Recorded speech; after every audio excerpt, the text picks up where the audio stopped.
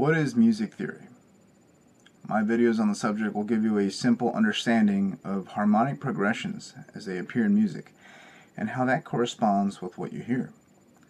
Music theory also investigates ideas of consonance and dissonance, how to read music notation, as well as analyzing why music is written the way it is.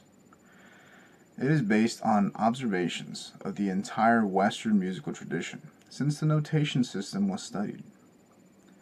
Because music theory is an intimidating subject to most, it is important to keep it simple and build off of fundamental principles.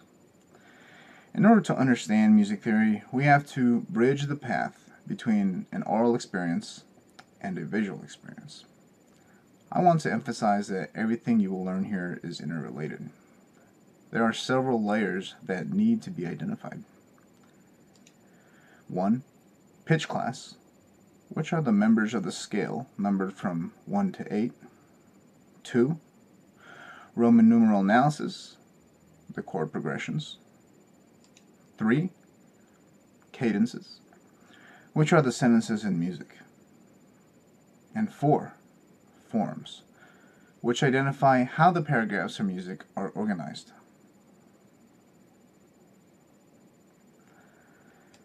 Within these layers, you may also find other patterns, such as motives, which are melodies and recognizable melodic fragments, doubling, even tripling of octaves, in a part, just for example. These recognizable patterns may even stretch across a composer's entire works, as well as in someone else's work, in tribute to a composer. Let's go into more detail about the layers working together in a given piece of music.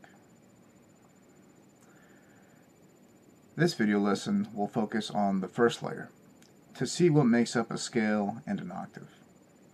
This will prepare you for the next video on how to read sheet music. The first layer is the pitch class layer, which basically consists of the notes chosen to sound. These notes are actually just a frequency that is amplified, such as A4 equals 440 Hertz, for a certain amount of time, and are represented by a note stem on the staff in music notation and a piano key name on the piano instrument. For the purpose of simplicity, I will refer to the pitch numbers as they are based off of the piano.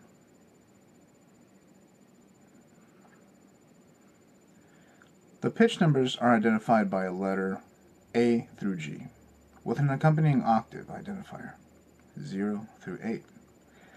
These pitch letters are organized based on the modern diatonic scale of 7 notes. And one of the reasons octaves are important is because any pitch's frequency can be divided into this kind of scale, which is represented on the piano. It is important to know that the Western diatonic scale is based off of the harmony found in the first 6 harmonics of the overtone series.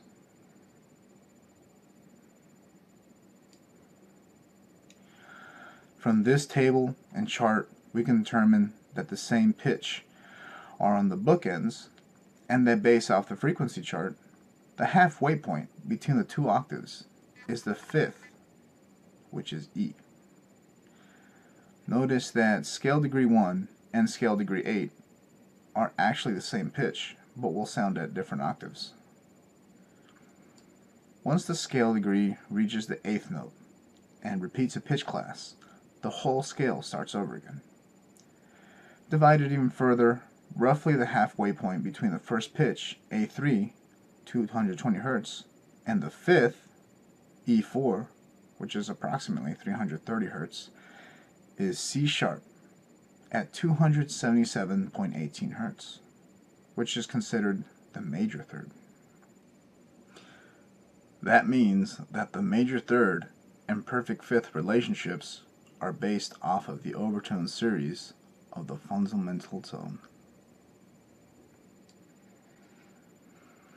In later lessons, we will go into even more depth about why the third and fifth members of a chord are important.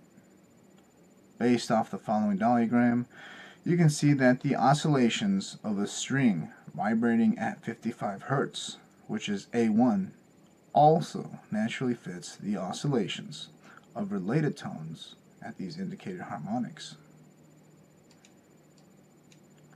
A2 at 110 Hz, E3 at 164.81 Hz, A3 at 220 Hz, C sharp at 277.18 Hz, and E4 at 329.63 Hz. The more accurate the fundamental wavelength is, the more natural harmonics can fit in it. This is referred to in practicing as supporting a tone, and is a great way to focus on tuning. It also means that all of these pitches pictured here can sound because there is enough of an accurately vibrating wavelength to create this. Technically speaking, if the wavelength is accurate enough, you could fit a lot more harmonics in there. We will later focus on how a key is established by determining which pitches are the third and fifth scale degrees based on the tonic note. Analyzing even further, you will see these specific pitch classes make up a chord which can serve a different function depending on what the main key of a piece of music is. Also consider the major-minor relationship. Minor has a dissonant sound in the chord itself and in the key. In contrast, major chords have a consonant sound, and this is because a major third naturally occurs as an overtone as soon as the fifth harmonic. We will revisit what is a pitch and what is an octave in the upcoming video about how to read sheet music. It is important to understand that scale degree names coincide with Roman numeral analysis of chords.